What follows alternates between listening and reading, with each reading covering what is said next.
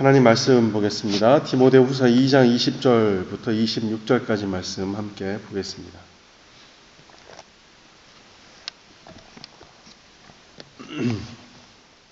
디모데후서 2장 20절부터 26절까지 함께 교독하겠습니다. 자, 20절 말씀 먼저 읽겠습니다. 큰 집에는 금그릇과 은그릇뿐만 아니라 나무 그릇과 질그릇도 있어 귀하게 쓰는 것도 있고 천하게 쓰는 것도 있나니 그러므로 누구든지 이런 것에서 자기를 깨끗하게 하면 귀히 쓰는 그릇이 되어 거룩하고 주인의 쓰심에 합당하며 모든 선한 일에 준비함이 되리라. 또한 너는 청년의 정욕을 피하고 주를 깨끗한 마음으로 부르는 자들과 함께 의와 믿음과 사랑과 화평을 따르라. 어리석고 무식한 변론을 버리라. 이에서 다툼이 나는 줄 알미라. 주의 종은 마땅히 다투지 아니하고 모든 사람에게 대하여 온유하며 가르치기를 잘하며 참으며 거역하는 자를 온유함으로 응계할지니 혹 하나님이 그들에게 회개함을 주사 진리를 알게 하실까 하며 함께 읽겠습니다. 그들로 깨어 마귀의 올무에서 벗어나 하나님께 사로잡힌 바 되어 그 뜻을 따르게 하실까 함이라. 아멘. 예전에 미국 선교사님들이 한국 땅에 오셨을 때 있었던 일이라고 합니다. 당시 우리나라는 수세식 화장실이 아니었을 때고 더군다나 화장실이 집과 떨어져 있었죠. 대부분. 그래서 요강이라는 것을 이 방 한 구석에 놓고 사용하던 그런 시절이었는데 당시 선교사님들이 한국에 오셨는데 사람들이 편하게 이 용변을 보라고 그 선교사님들에게 요강을 선물로 드렸다고 합니다. 그런데 얼마 있다 그 선교사님 집에 갔더니 선교사님께서 그 속에서 그 요강 속에서 캔디를 꺼내더라는 것이죠. 즉 요강의 용도를 잘 모르시던 선교사님께서 미국에서는 이 캔디 자라고 있죠. 캔디를 넣는 그 자가 있는데 그것이 생각이 나서 겉으로 보니까 너무 그 용도가 딱 맞는 것처럼 생각이 들어서 이 캔디 자로 사용하고 계셨던 겁니다. 그래서 제가 예전에 기억을 되짚어 보니까 이 시장에 가면 참 다양한 재질로 만든 그런 요강들이 있었던 것이 생각이 났습니다. 사기로 만든 것도 있고 심지어는 겉에 무늬까지 이렇게 문양까지 집어넣어서 만든 그런 요강도 있었던 것으로 기억이 됩니다. 우리에게는 요강이지만 당시 서양에서 오신 그 선교사님들에게는 이 먹을 것을 담아놓는 용기로 사용을 했던 것이죠. 그러고 보면 그 용도가 무엇인가, 즉 그 안에 어떤 무엇을 담아놓는가가 바로 그 그릇에 대한 그 용도를 결정짓는다 하겠습니다. 오늘 본문을 보시면 바울이 이 그릇에 관한 이야기를 하죠. 20절을 보겠습니다. 큰 집에는 금그릇과 은그릇뿐 아니라 나무 그릇과 질그릇도 있어 귀하게 쓰는 것도 있고 천하게 쓰는 것도 있나니. 자, 본문에는 나와 있지 않지만 이 헬라어 원문에는 20절 맨 앞에 now, 영어로 이 now, 즉 접속사 대라고 하는 헬라어로 시작을 하고 있습니다. 따라서 이 말은 지금부터 하고자 하는 이 이야기는 따로 독립된 이야기가 아니라 지금까지 말해오고 있던 내용을 근거로 해서 그 내용을 바탕으로 이제 어떤 핵심적인 결과를 말하려고 하고 있다라는 것을 암시해주고 있는 것이죠. 그래서 어제 본문 하반절에서 바울은 교회 안에 퍼져 있는 거짓된 진리에 대하여 경고하고 있는 장면을 보았습니다. 18절과 19절의 말씀인데요. 진리에 관하여는 그들이 그릇되었도다 부활이 이미 지나갔다 하므로 어떤 사람들의 믿음을 무너뜨리느니라. 그러나 하나님의 견고한 터는 섰으니 인침이 있어 일러스되 주께서 자기 백성을 아신다 하며 또 주의 이름을 부르는 자마다 불의에서 떠날지어다 하였느니라. 자, 따라서 오늘 본문에서 바울이 이야기하고자 하는 바는 이 그릇의 비유를 통해서 거짓된 진리와 참된 진리에 대한 비유를 투영하기 위한 목적이 담겨져 있다는 것으로 우리가 이해를 해야 합니다. 다시 말씀드려서 그릇에 진리가 담겨져 있느냐 아니면 거짓 진리가 담겨져 있느냐라는 차원에서 나머지 이 그릇에 관한 비유를 봐야 한다는 것이죠. 우선 20절과 21절을 자세히 보시면 하나님께 쓰임을 받는다 혹은 사용을 당한다. 20절도 보시면 귀하게 쓰는 것도 있고 천하게 쓰는 것도 있고, 또 21절에 보시면 주인의 쓰심에 합당하다, 뭐 이런 식의 표현이 되어서 이것을 우리가 하나님께 어떤 도구로 사용을 받는다라고 이해하실 수 있지만 20절과 21절에는 어떤 그런 쓰임을 받는다거나 사용을 당한다라는 취지의 동사가 없습니다. 그래서 20절을 보시면 귀하게 쓰는 것도 있고 천하게 쓰는 것도 있나니 라고 번역을 해놓아서 마치 하나님께서 누구는 귀하게 쓰시고 또한 누구는 천하게 쓰신다는 취지의 말씀으로 오해할 수 있지만, 본문을 헬라어 번역으로 하면, 헬라어로 이 번역을 다시 하면 이렇게 해석을 할 수가 있습니다. 큰 집에 금그릇과 은그릇뿐 아니라 나무그릇과 질그릇도 있어서 어떤 것은 소중하지만 어떤 것은 부끄러운 것들이 있으니 정도로 다시 해석할 수 있습니다. 그래서 본문에서 귀하게 쓰이는 것도 있고 천하게 쓰이는 것도 있나니에 해당되는 부분을 이 영어 성경으로 다시 보면 이렇게 되어 있습니다. And some to honor and some to dishonor 라고 되어 있습니다. 따라서 20절에서 사용되고 있는 그 단어가, 즉 사용을 한다 혹은 쓰임을 받다라는 그런 차원의 단어가 하나도 없습니다. 다만 그 그릇의 상태에 대해서 이야기를 하고 있는 것이죠. 또 어떤 그릇은 honor, 즉 존귀하게 여겨짐을 받는 그릇이 있고, 또 어떤 그릇은 dishonor라는 것이죠. 좀 창피하고 부끄러운 그러한 상태에 놓여 있는 그릇이 있다라는, 즉 그릇의 상태에 대하여 말하고 있는 겁니다. 그리고 20절에서 보면 마치 금그릇과 은그릇은 귀하게 쓰이고 나무그릇과 질그릇은 천하게 쓰인다라고 오해할 수 있게끔 번역이 되어 있는데, 그래서 오늘 영어 성경에 보시면 이 세마이콜론으로 해놓았습니다. 그래서 앞에 두 그릇과 뒤에 두 그릇을 대조적으로 배치를 해놓았는데, 원문에는 이 세마이콜론이 없고 그저 쉼표와 and라는 단어로 연결이 되어 있습니다. 즉 금그릇과 은그릇이 귀한 것이 아니라 이 네 가지의 다른 그릇, 이 네 가지의 전체의 다른 그릇들 중에 어떤 것은 소중하게 여기게 되고 또 어떤 것은 부끄러움으로 여기게 된다는 겁니다. 그렇다면 금그릇이 귀하게 여길 수도 있고 반대로 천하게 여기게 될 수도 있고, 질그릇도 귀하게 여길 수 있고 천하게 여길 수 있게 된다는 겁니다. 차이는 무엇이냐? 그 그릇 안에 무엇이 담겨 있냐라는 것이죠. 그 뜻을, 그 메시지를 전하고 있는 겁니다. 자, 여기서 말하는 그릇은 무엇을 의미하고 있을까요? 바로 진리를 담고 있는 성도 한 사람을 상징한다고 하겠습니다. 앞서서 바울은 교회 안에 거짓 진리를 신봉하며 그것으로 교회를 어지럽게 하려는 무리에 대하여 경고한 바가 있습니다. 그래서 하나님의 교회 안에는 선택을 받은 사람이 있고 그렇지 않은 사람이 있는데, 선택을 받은 사람은 바로 그 진리가 그 안에 담겨져 있는 사람이고, 그렇지 않은 사람은 겉이 아무리 화려할지라도, 즉 진짜처럼 보여도 그 안에 진리가 없음으로 인해서 거짓일 수밖에 없고, 그런 사람들은 하나님 앞에서 부끄러운 사람이라는 것을 그 그릇의 비유로 말씀하고 계신 겁니다. 그렇지 않고 만약 이런 본문을 가지고 하나님께서 쓰임받기 위해서는 깨끗해야 한다라는 주제를 갖고 설교를 하면 전혀 본문이 말하고자 하는 바와 상관없는 이야기로 진행될 수 있다는 겁니다. 지금 바울은 교회 안에서 누가 선택을 받았고 또한 누가 지옥을 가게 되는지에 대하여 말하고 있는 것인데, 마치 하나님께 쓰임을 받으려면 이렇게 해야 한다라고 하는 우리 인간의 행동 양식에 대해서 말하고자 한다고 한다면 본문과는 전혀 다른 내용으로 진행될 수밖에 없습니다.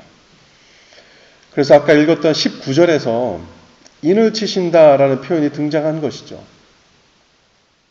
그 인침이라는 것은 우리의 수행 능력에 따라 이루어지는 것이 아니죠. 여러분이 깨끗하냐 아니면 더럽냐, 무엇을 많이 했느냐 적게 했느냐에 따라서 인침을 받는 것이 아니라 하나님의 진리가 내 안에 계심으로 인해서 이루어지게 되는 겁니다.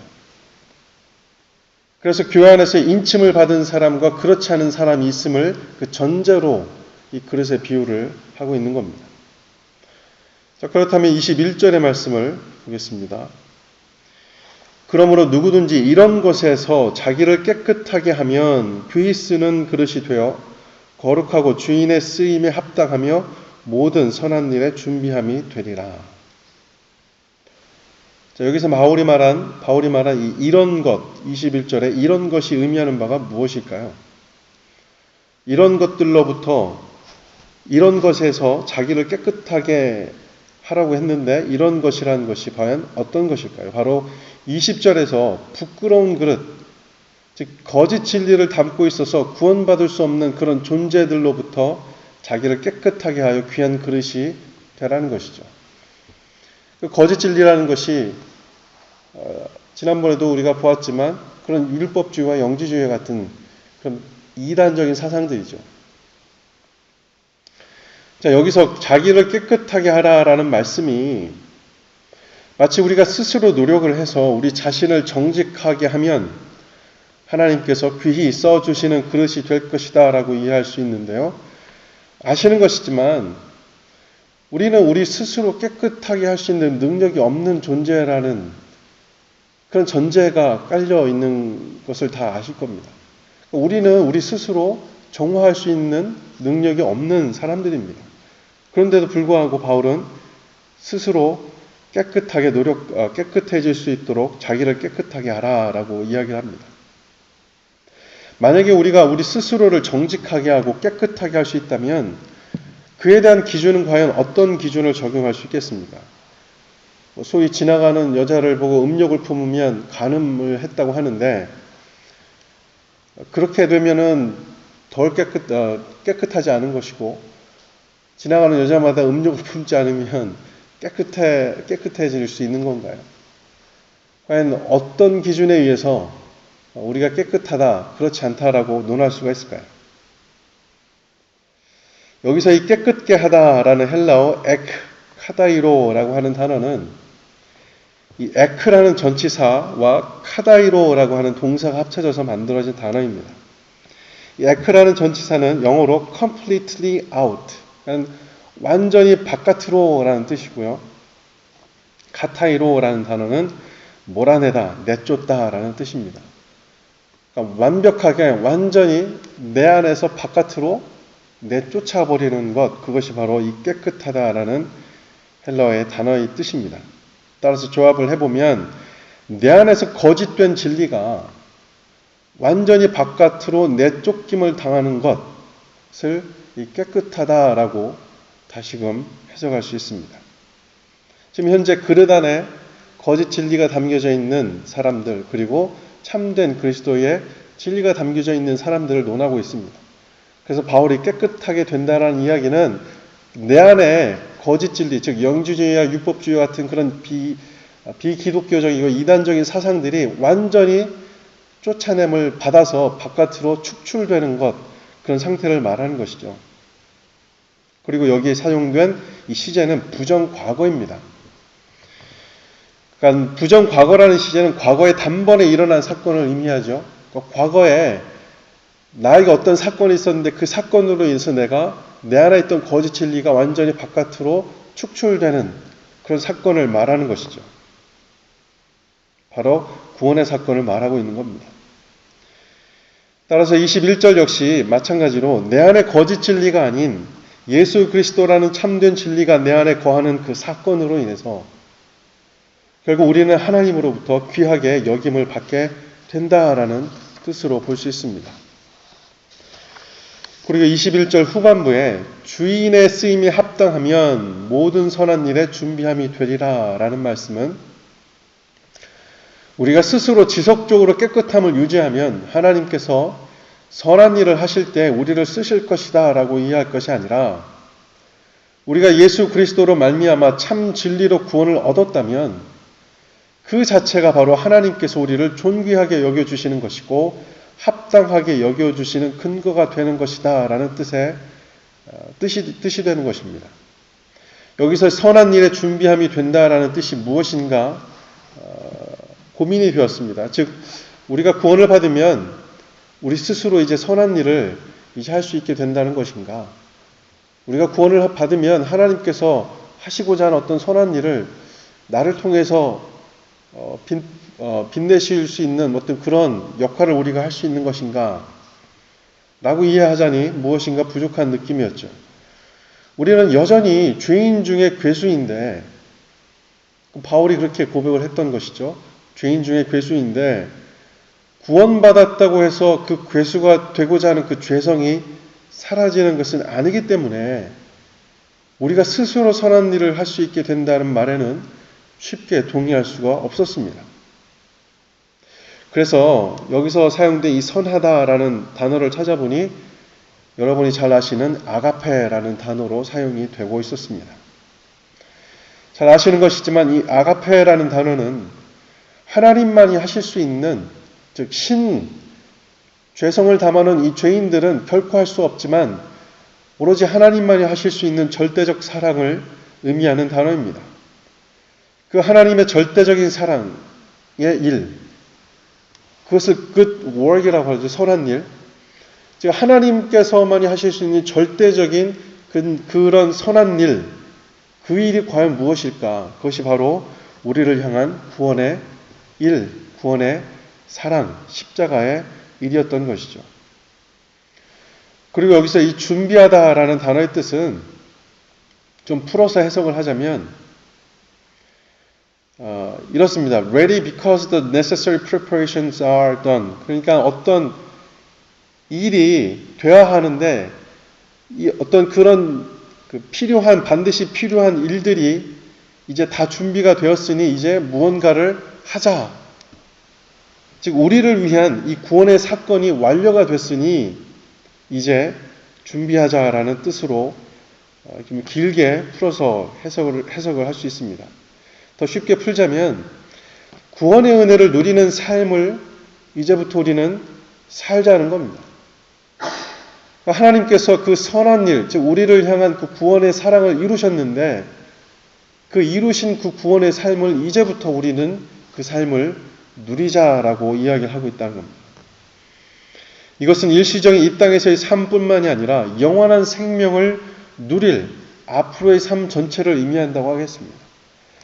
이 땅에서의 잠깐의 삶의 어떤 그 준비가 아니라 이 땅에서의 뿐만이 아니라 영원한 삶, 우리가 앞으로 지속적으로 살아갈 수 있는 그 영원한 삶을 포함해서 말하고 있다는 것이죠. 그래서 21절을 다시금 번역을 하면 이렇게 번역을 할 수 있습니다. 그러므로 누구든지 거짓된 진리로부터 깨끗함을 받아 참된 진리이신 예수 그리스도가 우리 속에 거한다면 그것이 곧 하나님께서 우리를 존귀하게 여기시고 합당하게 여기시는 근거가 되는 것이며 따라서 우리를 위해 구원의 그 선한 일을 이루신 예수 그리스도로 인하여 영생의 삶을 누릴 수 있도록 준비하자 라는 정도로 번역을 할 수 있을 것 같습니다.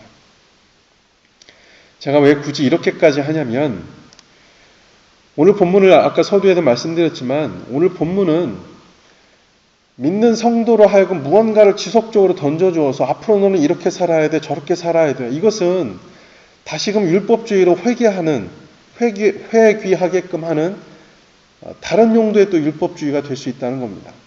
이것은 우리가 믿는 성도로서 어떤 삶을 살아야 되라는 어플리케이션을 주는 것이 아니라 믿는 성도의 그 상태를 이야기해 줌으로 인해서 내가 그 상태를 알므로 인하여 자연히 이제부터는 내가 나는 이런 사람이기 때문에 앞으로 이렇게 살아나가야 되라는 것을 자연히 알 수 있도록 해주시는 것이 바로 복음의 진리고 그것으로 인해서 내가 자유함을 얻게 되는 겁니다.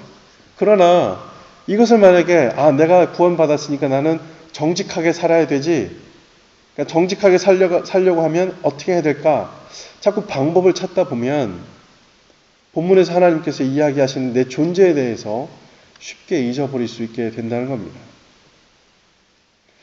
그래서 잘못 해석을 하면 우리는 끊임없이 깨끗함을 유지해서 결국 하나님께서 쓰시기에 귀한 그릇이 되어야 한다라고 오해할 수 있습니다. 얼마만큼 해야 깨끗해지는 것입니까? 또 얼마만큼 해야 합당하게 여김을 받을 수 있냐는 것이죠.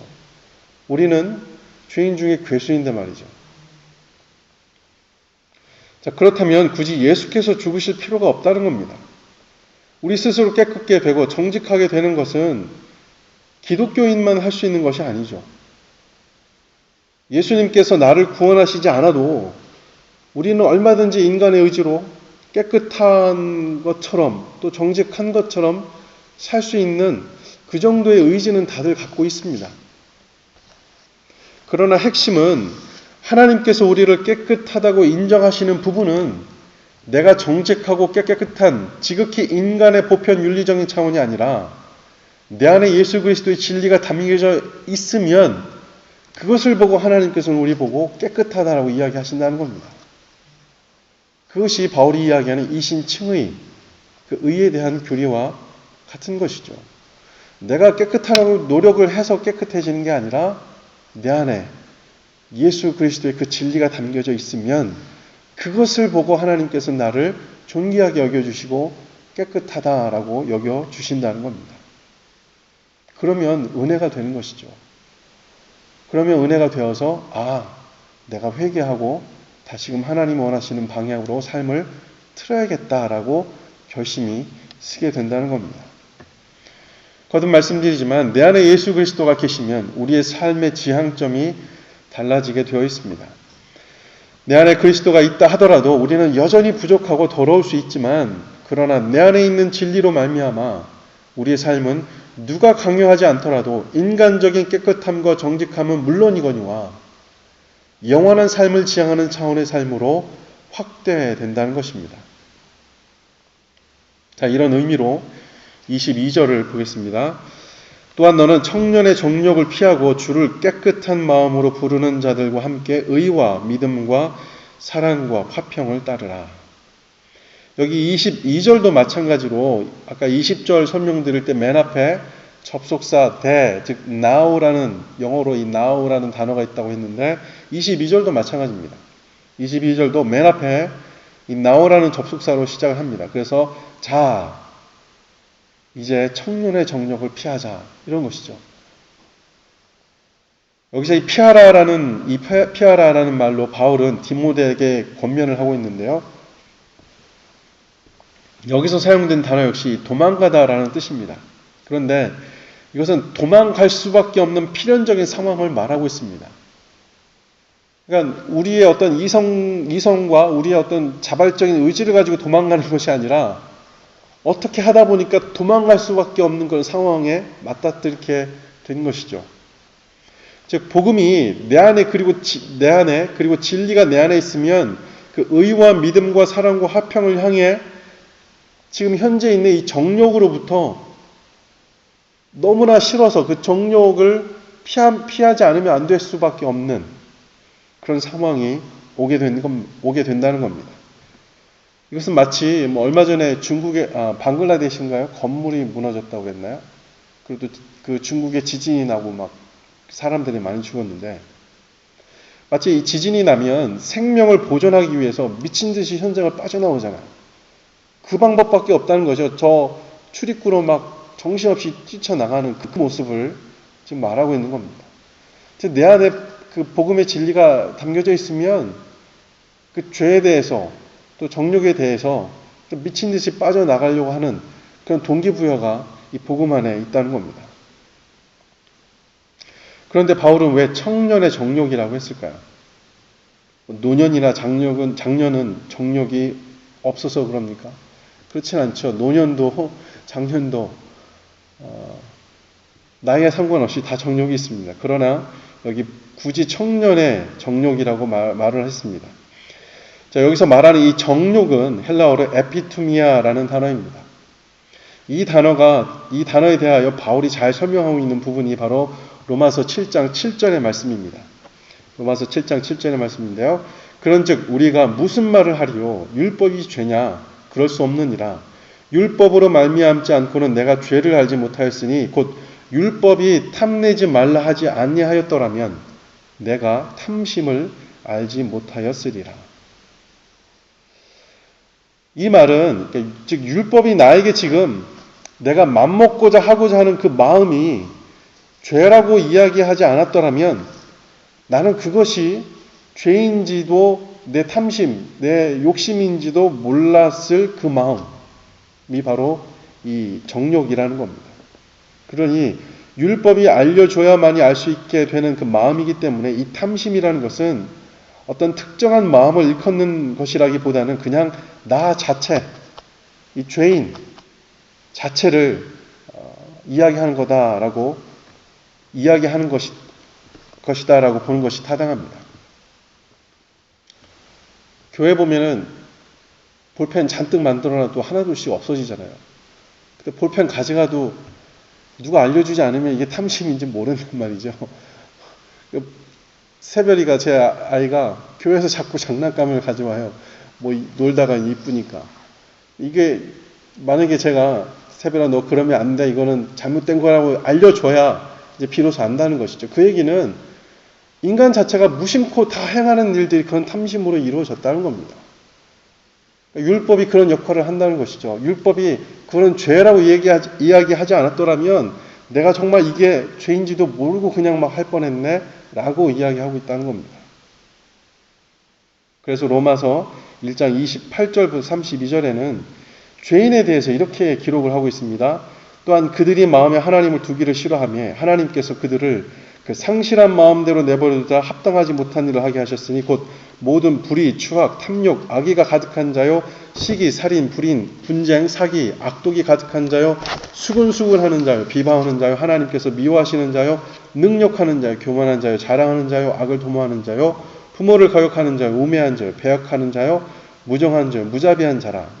그들이 이 같은 일을 행하는 자는 사형에 해당한다고 하나님께서 정하심을 알고도 자기들만 행할 뿐 아니라 또한 그런 일을 행하는 자들을 옳다 하느니라. 이것이 바로 다 정욕에 해당된다고 할 수 있습니다. 따라서 뭐 청년의 정욕이라고 해서 무슨 성적인 욕구만을 이야기하는 것이 아니라 이 죄인 자체를 이야기한다는 것이죠.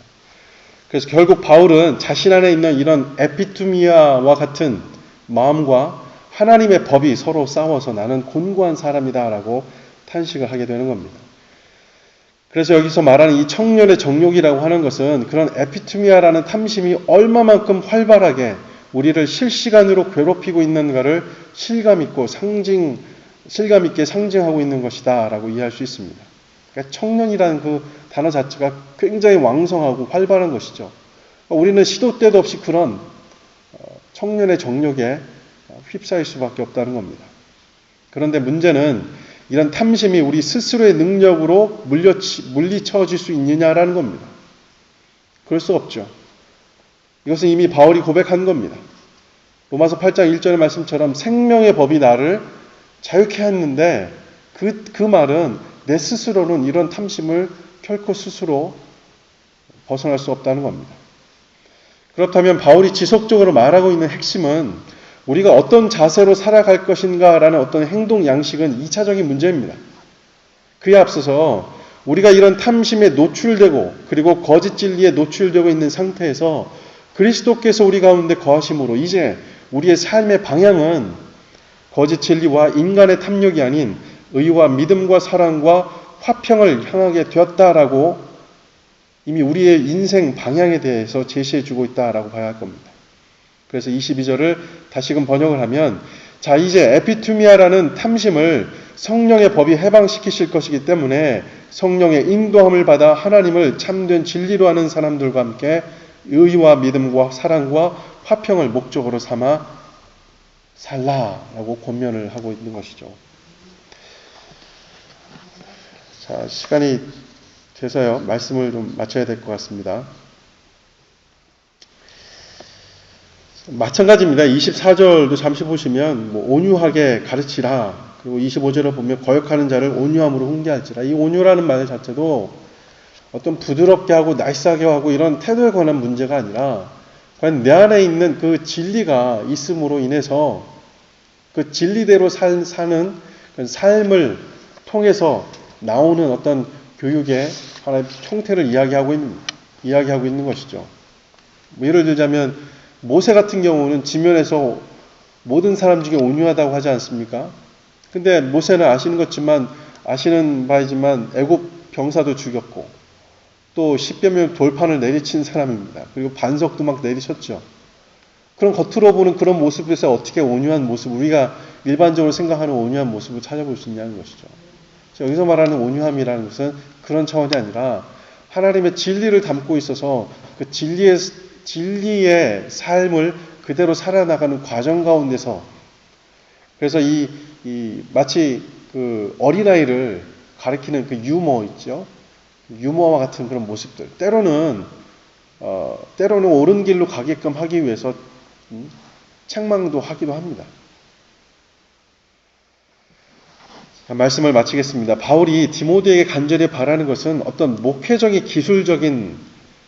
그 기술적인 면을 잘 터득을 해서 교회를 성장시키고 부흥시키라는 것이 아닙니다.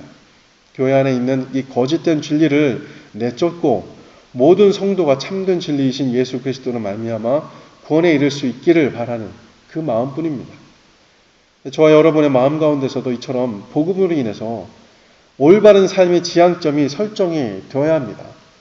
내가 이런 존재고 나를 위해서 하나님께서 하신 일이 이러한 일이기 때문에 이후부터는 내가 나의 삶의 지향점이 이 땅에 먹고 살 것이 아닌 영생, 그 천국을 향한 그런 삶이 돼야 되겠구나라고 매일같이 되새긴다는 것이죠. 그래서 그런 삶의 지향점이 바뀌고 그것을 억지로 하는 것이 아니라 너무나 자연스럽고 기쁜 마음으로 우리가 추구해 나갈 수 있어야 한다는 것이죠. 오늘 하루도 그런 복된 하루가 되실 수 있길 바랍니다. 기도하겠습니다. 하나님 아버지 감사합니다. 이 아침에 허락하신 말씀을 상고했는데 말씀하신 것처럼 우리 안에 때로는 그 율법주의와 또 영주주의를 비롯한 그 기복신앙, 여러 잡다한 그런 모습들의 세상적인 논리가 가득 차 있었습니다. 그러나 하나님, 우리가 복음의 말씀으로 인해서 우리 안에 그런 거짓된 진리들이 내쫓김을 당하고 우리를 구원하시기까지 하셨던 그 예수 그리스도의 참되신 진리가 우리 안에 있음으로 인해서 이후로부터의 나의 삶의 지향점은 이 땅이 아닌 나를 위해서 만들어 놓으신 그런 영생을 위한 그런 삶이 될 수 있도록 하나님, 우리의 마음 가운데 더욱더 복음의 풍성함으로 더하여 주옵소서. 그래서 하나님, 어떤 상황이든지 간에 그 복음으로 인해서 우리 마음 가운데 세상에 줄 수 없는 평화와 평강이 넘쳐날 수 있도록 오늘 하루가 그런 하루가 될 수 있도록 인도하여 주옵소서. 감사드리며 예수님의 이름으로 기도하옵나이다. 아멘.